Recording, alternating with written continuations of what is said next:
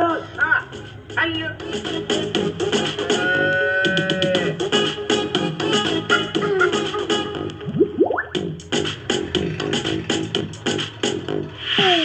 वो चली ये रुको तो साशर कौन कही है मुसाई गुलू सब ओ ये शर कही जेकर तवा सा या जुठ थी हुई वो मुखे आवा छो मुझायो जेकॾहिं तोखे पातर न लॻनि हा न त तूं असांजे मथां टोकू करी हा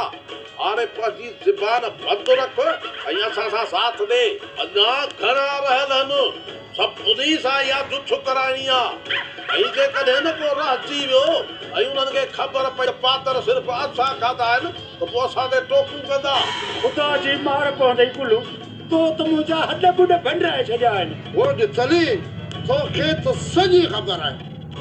त गुल वॾी होशियारु माण्हू आहे जॾहिं हिनखे मोछड़ा मिलंदा आहिनि बादर लॻंदा आहिनि त ही चवंदी आहे त सभिनी खे वारे वारे थो लॻाया जॾहिं इनाम मिलंदो आहे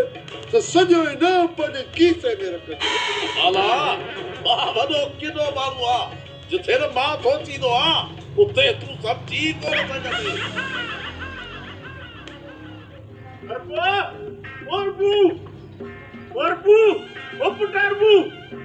हेलो सारे उठ जो कल हाणे की कमी जब कोन तई अरे छोरा तू मुझे मथा हथ कयो आहे तो खबर न आहे त मां केरु आहियां केर आई अरे वकील अरे बुआ जो पुटु हेक्टर पाद सा पी बा पुट बरजी अ냐 ॻाल्हाई पियो छोरा वॾो को बदतमीज़ आहीं आस्ते आस्ते ॻाल्हाए चाहे जा पुट अरे तोखे ख़बर नाहे त मां केरु आहियां चङी तरह ख़बर है चङी तरह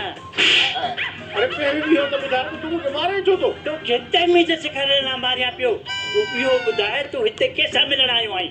अरे पंहिंजे छोरे अरबूअ सां एतिरो जल्दी अदब कोन सिखंदो वॾो जाहिल आहे बसि सम्झी वियुसि छा सम्झी वए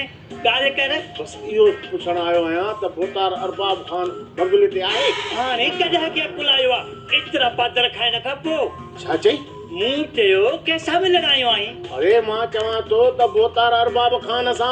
इते बि इंतज़ार कर भोतार आराम मां जीअं ई उथियो न उनखे ञापो ॾींदोसांस अचे मारो छोरो इहो अरबू उनखे दाह थो ॾिया पियो अरे हे नौकर आहिनि या मालिक आहिनि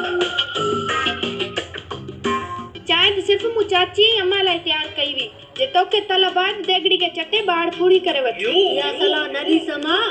अॻु में ई मोए घर जूं देगड़ियूं चटे